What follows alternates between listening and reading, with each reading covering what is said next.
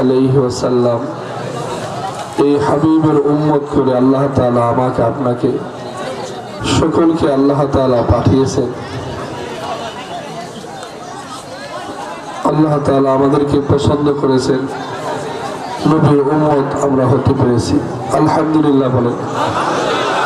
রাসূলুল্লাহ সাল্লাল্লাহু আলাইহি ওয়াসাল্লামের রওজা মুবারকে কে কে গিয়েছেন? হাত তুলে দেখান দেখি। রাসূলের রওজায় কে কে গিয়েছেন? রাসূলের রওজায় মদিনাতে কে কে গিয়েছেন? মাশাআল্লাহ মাশাআল্লাহ, আলহামদুলিল্লাহ। আল্লাহ তাআলা আপনাদেরকে যাওয়ার সুযোগ করে দিয়েছেন। অনেকে আছে এখনো যাইতে পারে নাই। যারা যাইতে পারি নাই, যাওয়ার নিয়ত আছে তো ইনশাআল্লাহ? নিবেন কে বলেন? আরো জোরে বলেন, নিবেন কে? রাসূলুল্লাহ সাল্লাল্লাহু আলাইহি ওয়াসাল্লাম বলেন, মান যারা কবরি ওয়াজাবাত লাহু শাফাআতি। আমার যে উম্মত আমি নবীর কবর জিয়ারত করবে, তার জন্য সুপারিশ করা আমি নবীর উপর অবধারিত হয়ে যায়। সুবহানাল্লাহ। অন্য হাদিসে রাসূলুল্লাহ সাল্লাল্লাহু আলাইহি ওয়াসাল্লাম বলেন, قال رسول الله صلى الله عليه وسلم من صلى علي قبري سمعت ومن صلى علي غائبا أبلغت।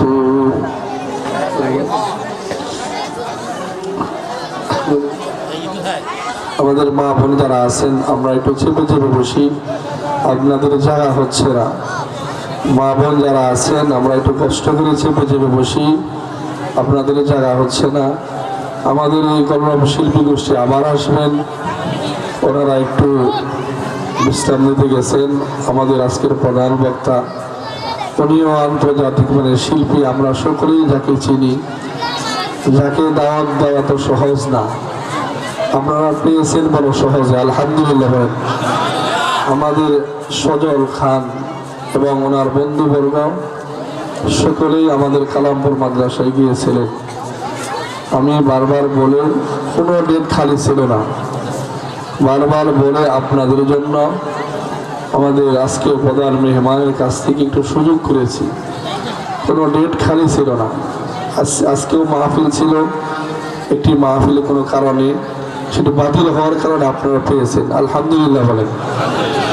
তো যেই কথা বলতেছিলাম, রাসূলুল্লাহ সাল্লাল্লাহু আলাইহি সাল্লামের শানে আমাদের যে ছোট ভাইয়েরা যে হামদে বাড়ি অর্থাৎ রাসূলুল্লাহ সাল্লাল্লাহু আলাইহি ওয়াসাল্লামের শানে যে নাত গজল গেয়ে গেলেন, আমাদের সকলের হৃদয়ের মাঝে বিন্দু পরিমাণ যদি রাসূলের মহব্বত আমাদের হৃদয়ে থেকে থাকে, তাহলে আমরা শুধু সেই গজলের দিকে লক্ষ্য করে অর্থের দিকে তাকিয়ে যদি আমরা একটু শুনি, স্বাভাবিকভাবে আপনার মন, আপনার হৃদয় রাসূলের মহব্বত দিয়ে ভরপুর হয়ে যাবে। কথা বলে ঠিক?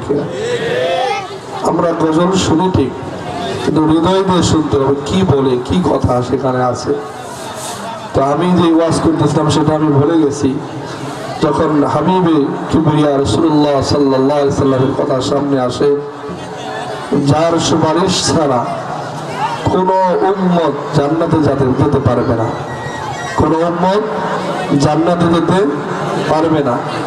রাসূলুল্লাহ সাল্লাল্লাহু আলাইহি সাল্লামকে আমরা দেখি নাই, তার কাছে যাই নাই, তার বাড়ি দেখি নাই, তার সাথে মুসাফা করি নাই।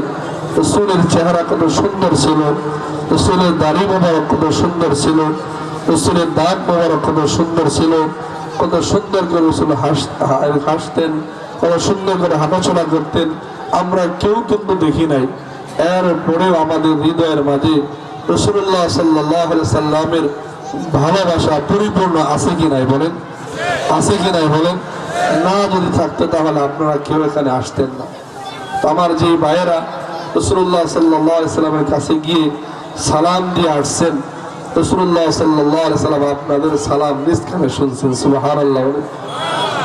আমরা যারা যাইতে পারি নাই, যাব, নিয়ত আছে, নিয়ত আছে কার কার? হাত উঠিয়ে দেখাই। আল্লাহ আপনি কবুল করেন, আমিন। আল্লাহ আপনি কবুল করেন, আমিন।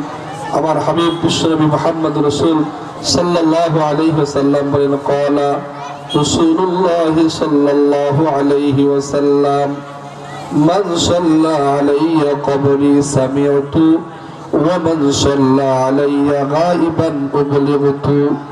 আমার হাবিব বলেন, আমার যে উম্মত আমি নবীর কবর পাশে আসবে, রওজার পাশে এসে আমি নবীকে সালাম দিবে, ওই সালাম আমি নবী নিজ কানে শুনি। সুবহানাল্লাহ। এতটুকু চিন্তা করে দেখেন যে আপনি নবীর কাছে গিয়ে যারা সালাম দিয়েছেন, বাবুস সালাম, একটি গেট আছে কি নাই ভাইরা? যারা গিয়েছেন বলেন আছে কি নাই? ওই গেটের নাম কি? বাবুস সালাম। বাবুস সালাম। ওই গেট দিয়ে যখন ঢুকেন, আস্তে আস্তে ঢুকতে থাকেন, আরেকটু সামনে যান, আরেকটু সামনে গেলে রাসূলের সেই মেহরাব যেখানে নামাজ পড়িয়েছেন, আরেকটু সামনে গেলে রিয়াজুল জান্নাহ, জান্নাতের সেই টুকরা, সেই বাগানটুকু সেখানে আছে। আরেকটু সামনে গেলে দুইটা ছিদ্র দেখা যায়। এরপর আরেকটু সামনে গেলে মুহাম্মদ রাসূল সাল্লাল্লাহু আলাইহি ওয়াসাল্লাম শুয়ে আছে। সুবহানাল্লাহ। রাসূল কি বলেন? যারা আমার কাছে এসে আমাকে সালাম দিবে, ওই সালাম আমি নিজ কানে শুনি। সুবহানাল্লাহ। আরো জোরে বলেন সুবহানাল্লাহ। আর যারা আমার কাছে আসবে না, দূর দেশ থেকে আমি নবীর উপর সালাম দিবে, দরুদ পড়বে, ওই দরুদ আর সালাম ফেরেশতারা আমি নবীর কবর পর্যন্ত পৌঁছে দেয়। সুবহানাল্লাহ। আরো জোরে বলেন সুবহানাল্লাহ। নবীর মহব্বত নিয়ে, ভালোবাসা নিয়ে নবীকে যদি দেখতে চাই, নবীকে যদি স্বপ্নের যুগে দেখতে চাই, নবীর রওজা মুবারক যদি যাইতে চাই, তাহলে আমার ভাইরা, বাবারা, আমার মায়েরা যারা আছি, যেখানে আছি, আমরা মহব্বতের সাথে দুরূদ শরীফ পড়বো। পারবো কি পারবো না? পারবো ইনশাআল্লাহ। মহব্বতের সাথে পড়বে তো? আমি এই গত সপ্তাহে, এই মঙ্গলবার, বুধবার দিন সকালে এসে নামছি, আমিও গিয়েছিলাম, এই বছরে 2 বার গেলাম। মদিনা এমন একটি জায়গা, সেখানে গান হইতেছে নাকি? এরা কার উম্মত দাবি করে বলেন দেখি? নবীর উম্মত দাবি করে না? কথা বলেন না। নবীর উম্মত দাবি করে না এরা? নবীর উম্মত দাবি করে, আল্লাহ পাকের বান্দা তারা দাবি করে, নবীর উম্মত দাবি করে। আচ্ছা, আমার নবী কি গান বাজনা কি হালাল করেছেন না হারাম করেছেন? আরো জোরে বলেন, হালাল না হারাম? কেমন হারাম? কবিরা গুনাহ। এই গান আমরা যারা গানের প্যান্ডেলে যাই নাই, আমরা ওই নর্তকীদের গান শুনতে, তাদের বাজনা শুনতে যেই যুবক যাই নাই, শুধু আল্লাহ এবং আল্লাহ রাসূলের মহব্বতে আমরা এই জান্নাতের বাগানে বসেছি। হাসরের ময়দানে তাদের প্যান্ডেলে পেশ করা হবে, এই যুবকদের প্যান্ডেলে পেশ করা হবে। এই যুবকের এই প্যান্ডেলের ভিতরে যারা রয়েছেন, আজকে জান্নাতের বাগানে যারা রয়েছেন, তারা হাসরের ময়দানে বড় খুশি হয়ে যাবেন।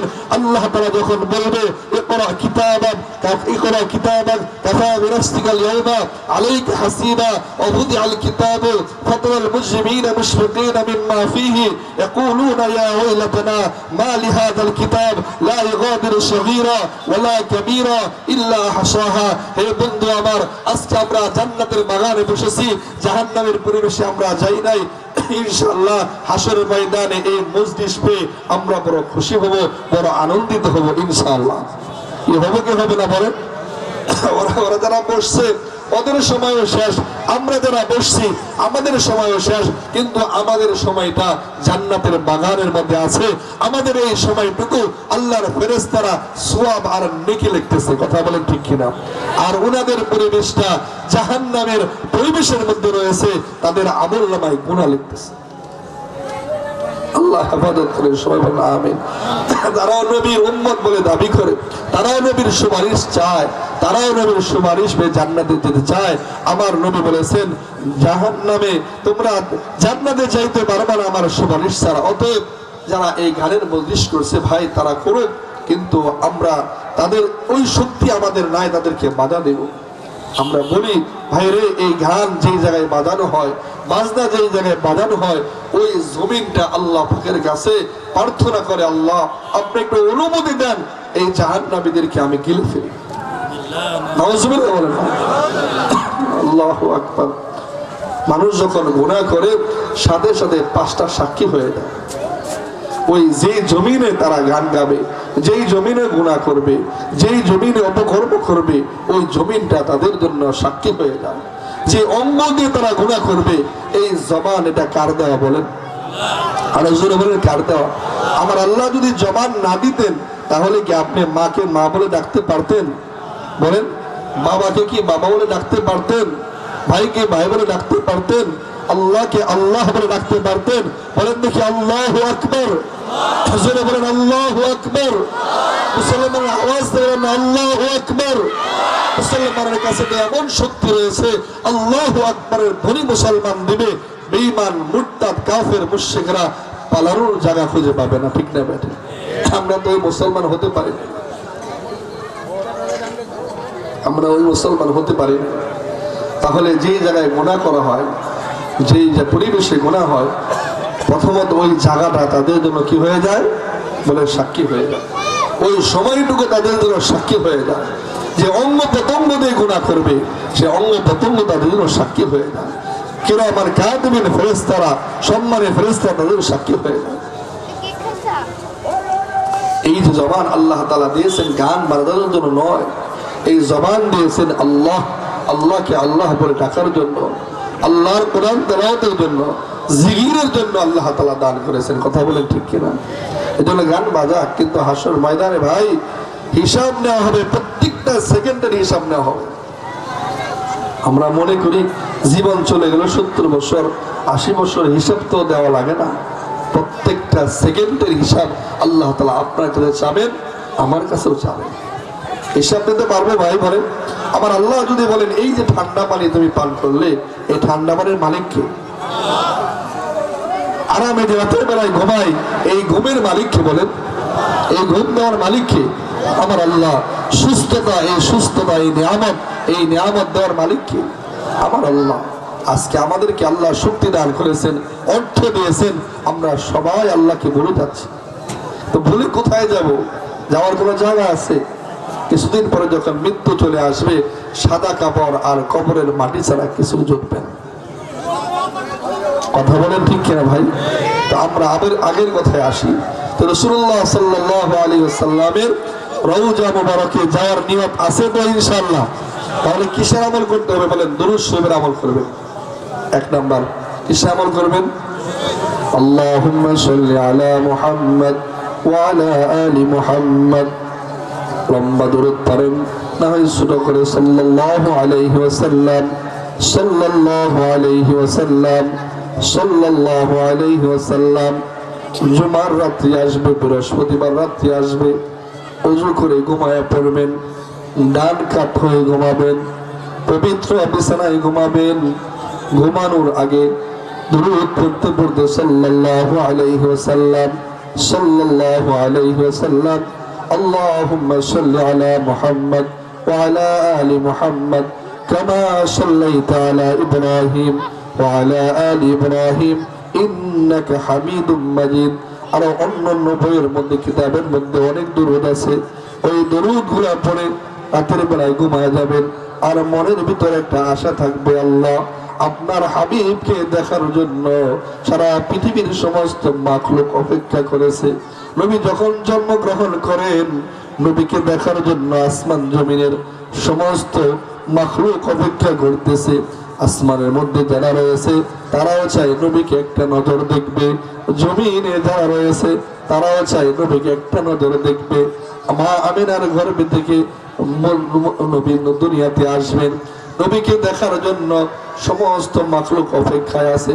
আল্লাহ পাক রব্বুল আলামিন জিবরাইলকে বলেন, জিবরাইল আমার হাবিবকে একটি নজর দেখার জন্য পৃথিবীর সমস্ত মাখলুক ব্যতিব্যস্ত হয়ে গেছে।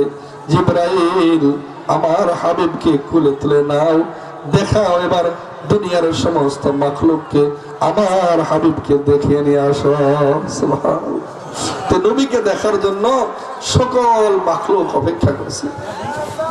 আপনারা সবাই জানেন রাসূলুল্লাহ সাল্লাল্লাহু আলাইহি ওয়াসাল্লাম যখন সেই মেরাজের রাত্রিতে যখন মেরাজে গিয়েছেন, আল্লাহ পাকের আরশে আজিমের মধ্যে যখন রাসূল গিয়েছেন, আল্লাহ পাক রব্বুল আলামিন সারা পৃথিবীর সব কিছুকে নবীর পায়ের নিচে দিয়েছে। সুবহানাল্লাহ।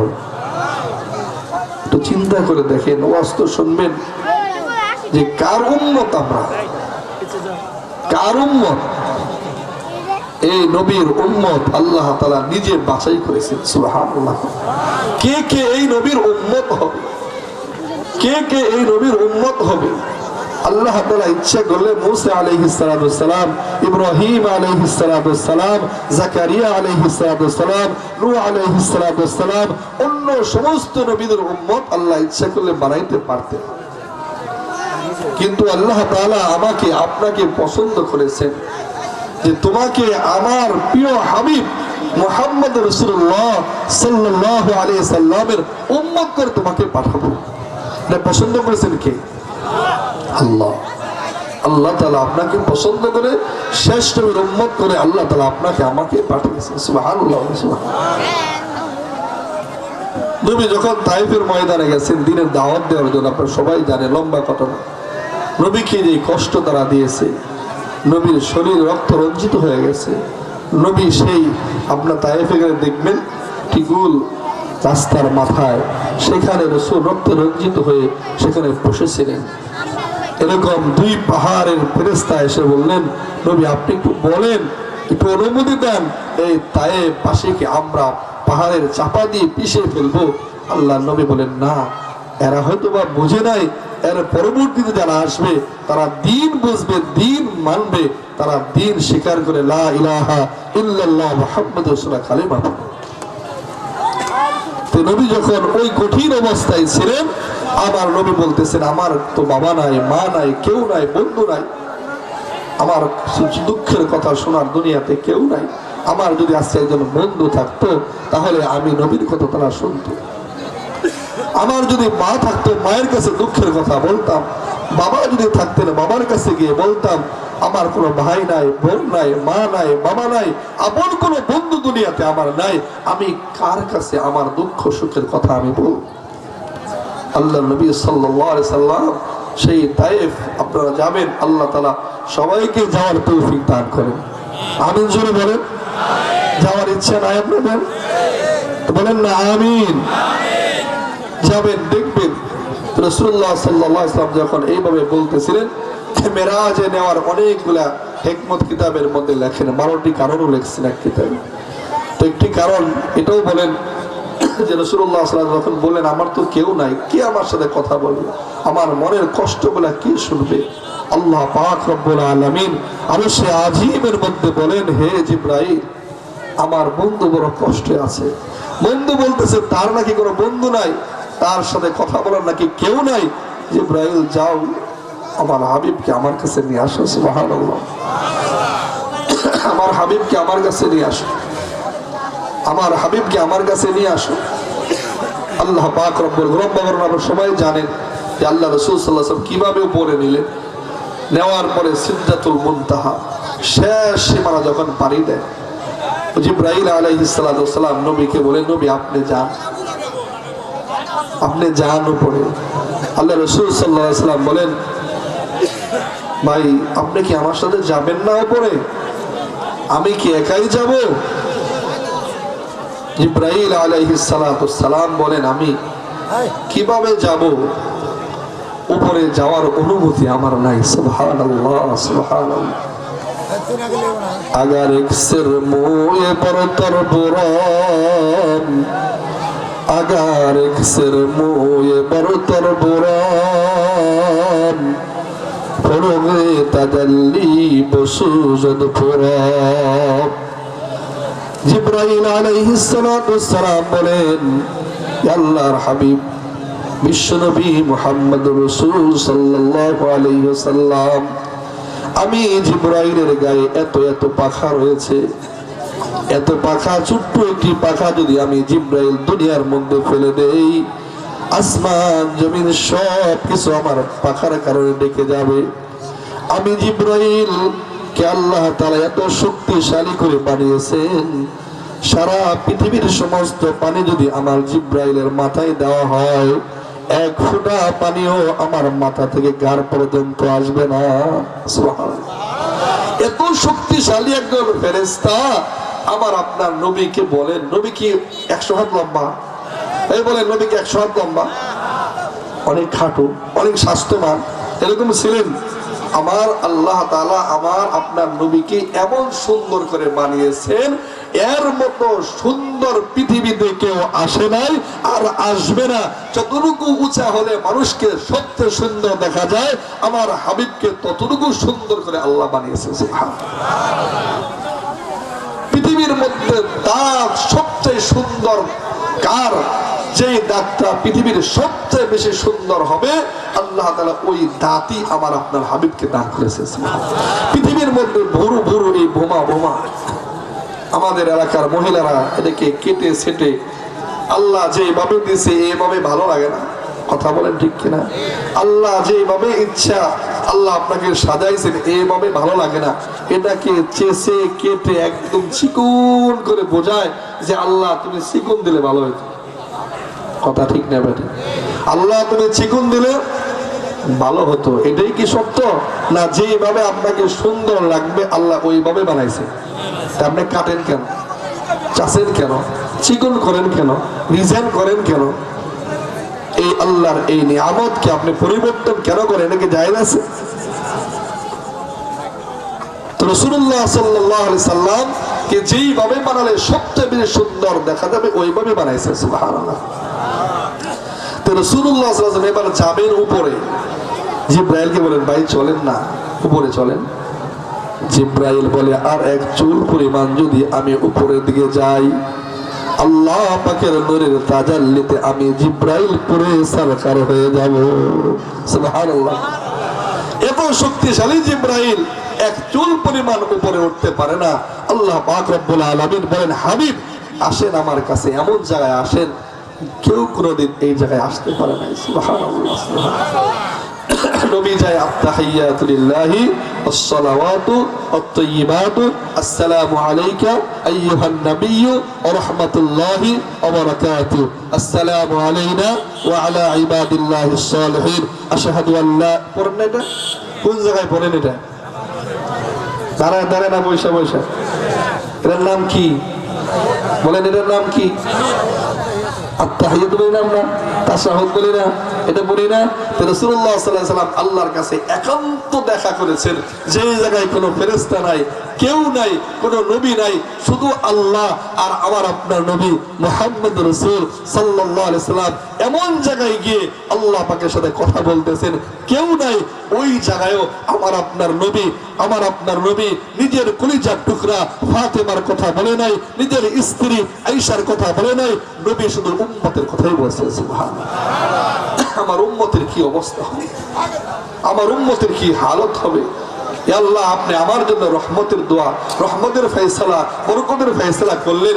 আল্লাহ আমার এতিম উম্মতদের কি অবস্থা হবে, আমার এতিম উম্মতের কি হালত হবে?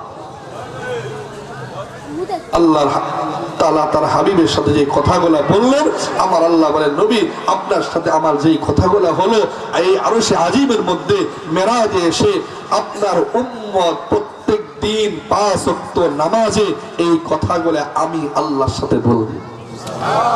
সুবহানাল্লাহ। সুবহানাল্লাহ। নামাজে দাঁড়ায় কার সামনে বলেন? এমপি মন্ত্রীর সামনে গেলে কত সুন্দর জামা পরি, আল্লাহর সামনে দাঁড়িয়ে সুন্দর করে বসে হাঁটাধুনো করে হাতটা বুকে রেখে পিঠ রেখে কত সুন্দর করে আমরা কেরাত পড়তেছি। কার সামনে দাঁড়িয়ে? কার সামনে বলেন? আল্লাহর সামনে। তো রাসূলুল্লাহ সাল্লাল্লাহু আলাইহি সাল্লাম ওই সময়ও আমার আপনার কথা চিন্তা করছে। মৃত্যুর সময় যখন রাসূল দুনিয়া থেকে চলে যাবেন, জিবরাইল আলাইহিস সালাতু ওয়াস সালাম আসছে। সাথে আসছেন কে? আজরাইল আলাইহিস সালাতু ওয়াস সালাম। অন্য যত মানুষ পৃথিবীর থেকে দুনিয়া থেকে চলে গেছেন, কোন মানুষের কাছে এসে আজরাইল আলাইহিস সালাতু ওয়াস সালাম অনুমতি চায় নাই। সুবহানাল্লাহ। একমাত্র শুধুমাত্র আমার আপনার নবী মুহাম্মদ রাসূল বলেন সাল্লাল্লাহু আলাইহি ওয়াসাল্লাম নবীর ঘরে ঢোকার আগে অনুমতি চায়। ভাই জিবরাইল আপনি যান হাবিবের কাছে, আল্লাহ তাআলা বলে দিয়েছেন আমার হাবিব যদি আপনাকে অনুমতি দেয়, জিব্রাইল তুমি হাবিবের ঘরে যাইবা, আজরাইল তুমি হাবিবের ঘরে যায় অনুমতি নিবা।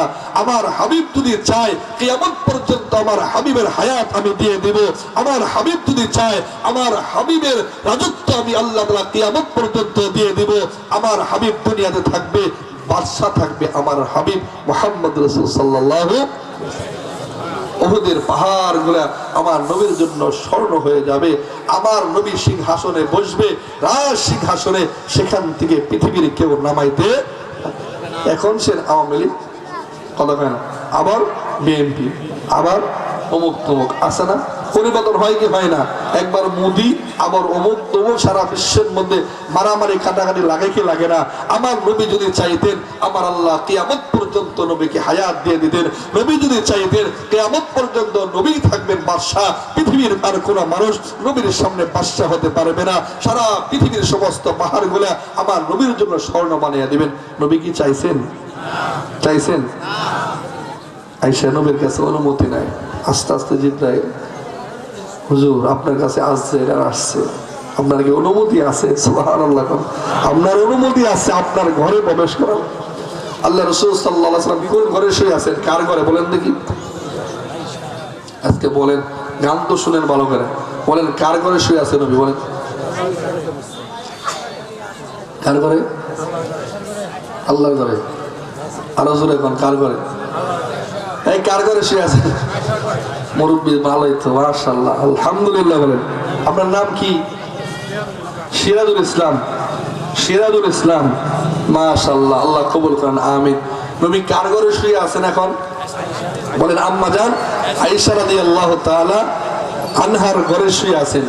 এটাই আম্মা জান আয়েশার বাড়ি। আপনারা যারা গিয়েছেন, এটাই হলো রাসূলের বাড়ি, আম্মা জান আয়েশার বাড়ি। ওখানে আল্লাহ রাসূল সাল্লাল্লাহু আলাইহি ওয়াসাল্লাম ইন্তেকাল করছেন। এই ঘর আর রাসূল যেখানে নামাজ পড়াইছেন, এই মাঝখানে যে জায়গাটা আপনারা গিয়ে দেখবেন, রাসূলের মাথার উপরে লেখা আছে ক্বালা রাসূলুল্লাহ সাল্লাল্লাহু আলাইহি ওয়াসাল্লাম হাদা বাইনা বাইতি ওয়া বাইনা মিহরাবি রাউযাতুম মিন রিয়াদিল জান্নাহ। এটা আমার ঘর, এটা আমার মসজিদের মিহরাব। যেখানে নামাজ পড়ে সেখানে মিহরাব বলে না? এটা আমার ঘর, এটা মসজিদের মিহরাব। অর্থাৎ এই ঘর আর মিহরাবের মাঝখানে যেই জায়গাটুকু আছে, এই জায়গাটা হলো জান্নাতের বাগান। সুবহানাল্লাহ।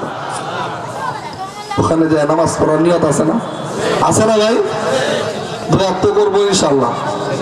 আপনাদের দোয়ায় আমি সেই জায়গার মধ্যে 9টা থেকে 1:30 পর্যন্ত, যেখানে 2 রাকাত নামাজ পড়ার বেশি সময় দেয় না, আমি সকাল 9টা থেকে 9, 10, 11, 12, 1, 1:30, এই 5.5 ঘন্টা সেখানে বসেছিলাম। আলহামদুলিল্লাহ, চাইছি আল্লাহর কাছে, আল্লাহ তাআলা সুযোগ করে দিয়েছেন। আপনারও নিয়ত করেন, ওটা হলো দুনিয়ার মধ্যে জান্নাতের বাগান, রাউযাতুম মিন রিয়াদিল জান্নাহ। রাসূলুল্লাহ সাল্লাল্লাহু আলাইহি ওয়াসাল্লাম সেখানে শুয়ে আছেন। তো আয়েশা রাসূলকে জিজ্ঞেস করে যে অনুমতি আছে কিনা। আল্লাহ রাসূল সাল্লাল্লাহু আলাইহি ওয়াসাল্লাম বলে কে আসছে? কয় জিবরাইল আসছে। আর কে? আজরাইল। কেন? রাসূলের জান কবজ, অনুমতি চাওয়ার জন্য আসছে। আজরাইল বলেন পৃথিবীতে কারো জান কবজ করতে আমি অনুমতি নেই নাই, কিয়ামত পর্যন্ত কারো নিব না, শুধু আপনার জান কবজ করার জন্য আল্লাহ বলেছেন, অনুমতি চাইছেন। সুবহানাল্লাহ। আল্লাহ রাসূল বলেন যে আমার জান কবজ করার আগে আমার একটা প্রশ্ন আছে, কিছু জানার আছে, কিছু বলার আছে। হুজুর বলেন। আল্লাহর কাছে আপনি যান, জিবরাইল জিজ্ঞেস করেন আমি যে দুনিয়ার থেকে চলে যাব, যে আমার এই ইতিম উম্মতদেরকে কে দেখবে? সুবহানাল্লাহ। আমি এই ইতিম উম্মতদেরকে রেখে যাব, আমি যাবার পরে আমার পরে আর কোনো নবী আসবে না, আমার পরে আর কোন রাসূল আসবে না, দীর্ঘদিন নবী ছাড়া আমার উম্মত গুলা থাকবে। শয়তান আমার উম্মতকে ডান দিক থেকে, বাম দিক থেকে, সামনে থেকে, পিছন দিক থেকে ধোঁকা দিতে থাকবে। আমার উম্মত এই মুরব্বী ছাড়া, নবী ছাড়া উম্মত কিভাবে থাকবে? উম্মতদেরকে রাহাবারি করবে কি? উম্মতদেরকে দেখে শুনে কে রাখবে? আমি যদি দুনিয়া থেকে চলে যাই, আমার ইতিম উম্মতের অবস্থা কি হবে? তাদের জিম্মাদার কে হবে? এই কথাটুকু আমার প্রশ্ন, আর কিছুই জানার নাই। জিবরাইল আলাইহিস সালাতু ওয়াস সালাম আল্লাহ পাকের কাছে গিয়ে বললেন আপনার হাবিব তো জানতে চায় আল্লাহ তাআলা বলেন আমার হাবিব যদি থাকতে চায় কিয়ামত পর্যন্ত হায়াত দিয়ে দিব, যা চাই তাই দিয়ে দেব।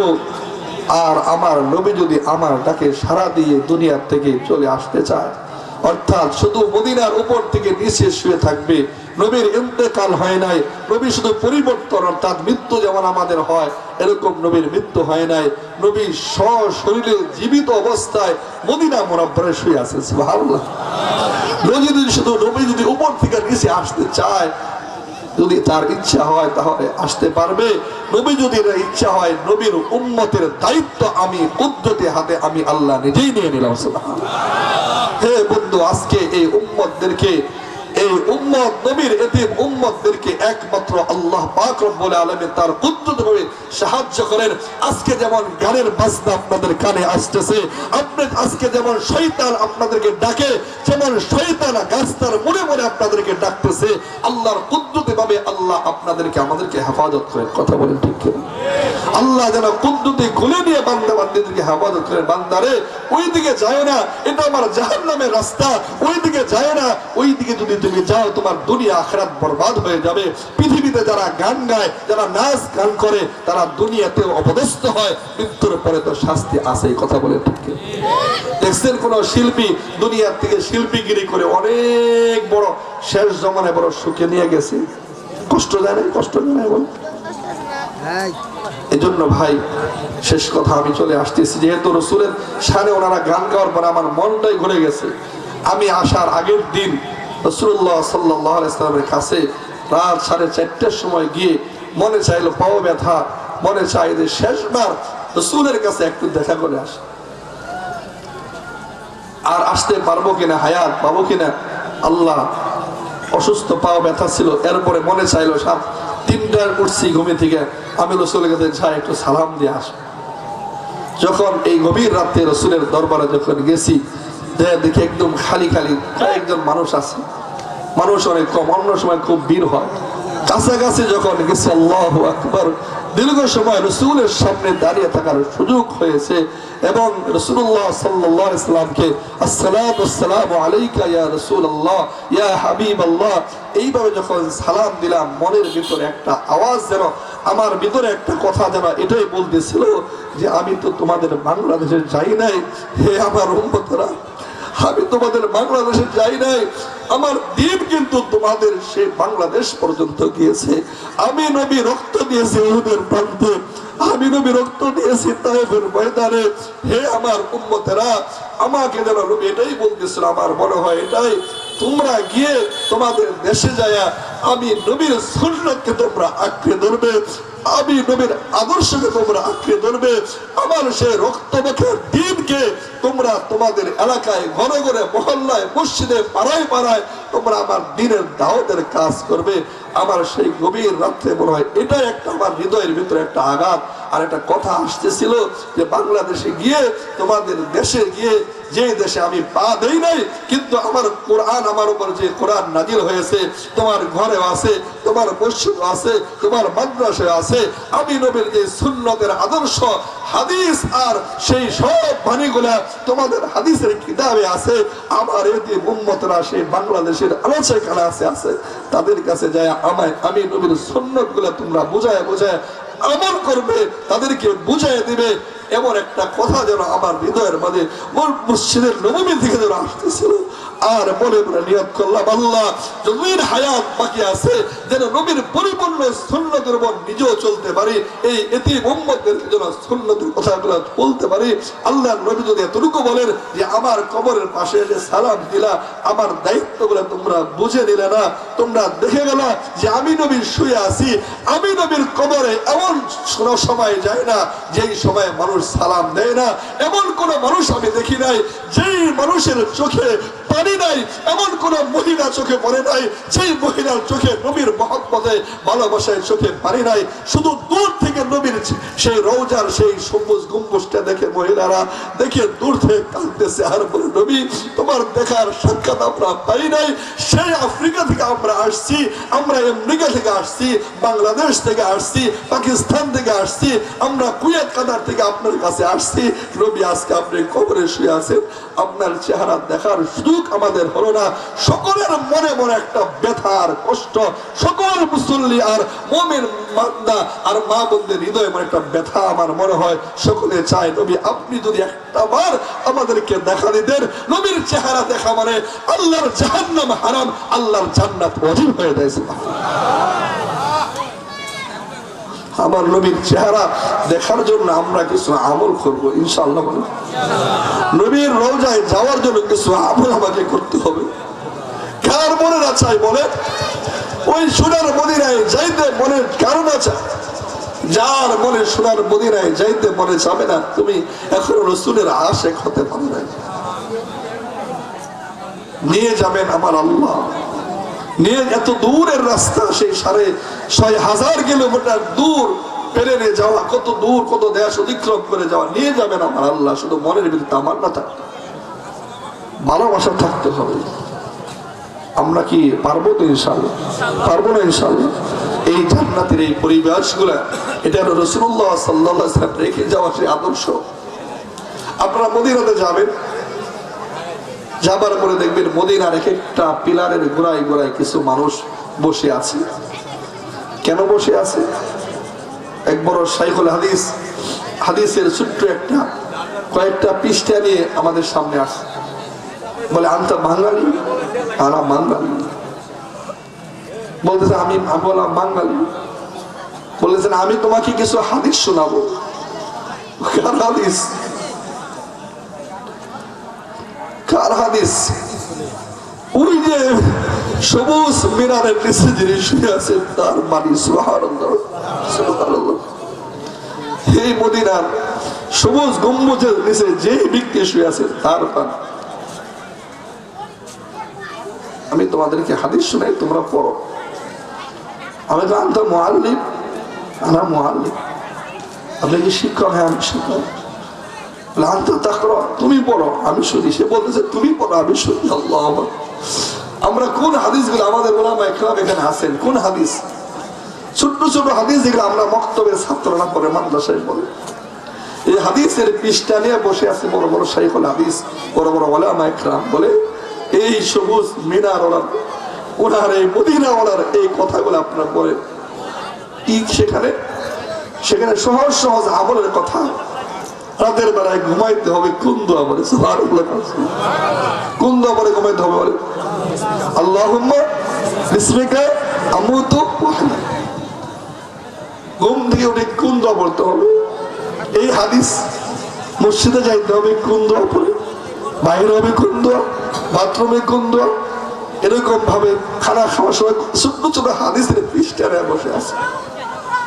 আজকে আমরা বুখারী পড়াই, মিশকাত পড়াই, বড় বড় হাদিসের কিতাবের সামনে বসে থাকি, আর রাসূলুল্লাহ সাল্লাল্লাহু আলাইহি ওয়াসাল্লাম এই বাণীগুলা বলেন যে আমাদের সরকারের রুগতি, আমাদের ইমামের আদেশ হলো আমরা সারা পৃথিবী থেকে যে মানুষগুলা মদিনাতে আসবে তাদেরকে আমরা রাসূলের এই ছোট ছোট বাণীগুলা শিখায়া শিখায়া তাদেরকে আমরা আমলে উঠিয়ে দেবো। সুবহানাল্লাহ সুবহানাল্লাহ।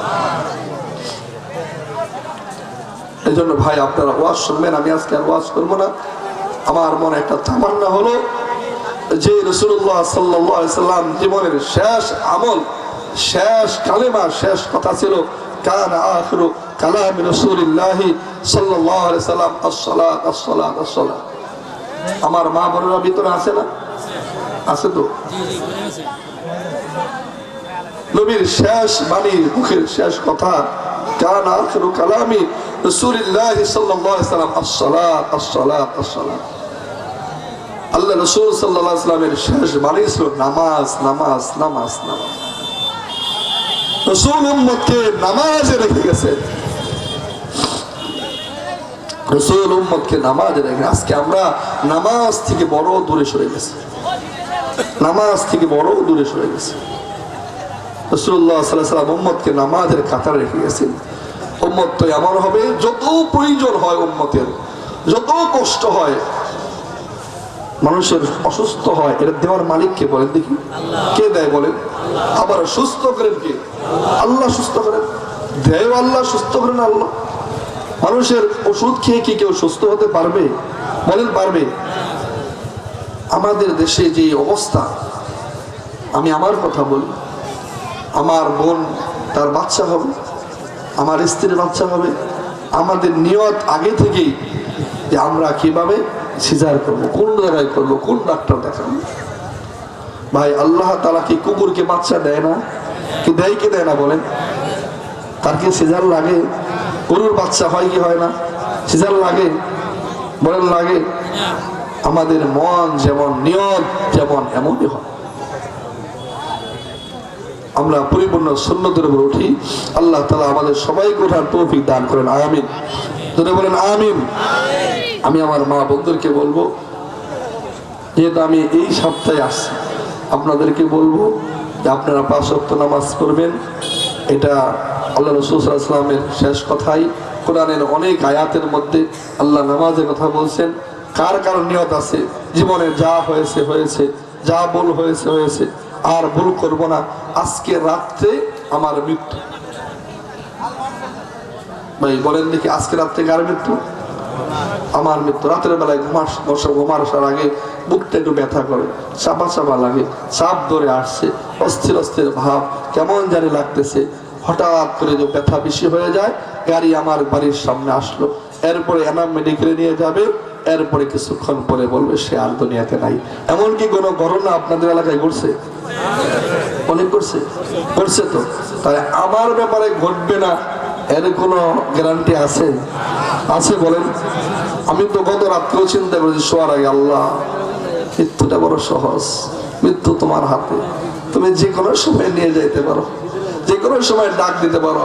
যখন ডাকবে আমার গায়ের কাপড় সব খুলে ফেলবে, আমার ঘরে যে বিছানা আছে সেটাও থাকবে, আমার ঘরে যে খাট আছে সেটাও থাকবে, কম্বল যেটা সেটাও থাকবে, শুধু ওই বাজারের সাদা কাপড় আর 3.5 হাত মাটি বাঁশ দাঁড়া ছাড়া আর কিছুই মিলবে?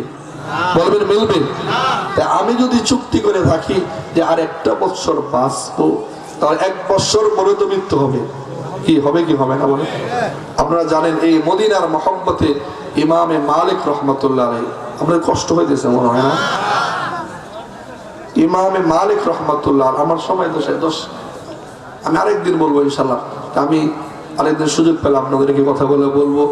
তো আমি এখন আপনাদের কাছে দরখাস্ত বিনয়ের সাথে অনুরোধ করে বলি, হুজুর এসে যাবে এবং আমাদের শিল্পী গোষ্ঠী আসবে না, শিল্পী গোষ্ঠী এসে যাবে, অনেক সুন্দর আলোচনা শোনাবে আপনাদেরকে। তাহলে আমি নতুন মদিনা থেকে আসছি, আমার কথাগুলো বারবার মনে পড়তেছে এই জন্য। তো আমি আপনাদের যাওয়ার আগে 2টি কথা বলে, সেটি হল এই প্যান্ডেল, এই আয়োজন, এই সব কিছু আমরা যেখানে বসছি, আমার মা বোনরা যেখানে বসছেন, এই পুরো একটা ভিডিও, পুরো একটা ফুটেজ হাসরের ময়দানে আল্লাহ তাআলা আপনার হাতে দিবেন। সুবহানাল্লাহ। আপনারা যারা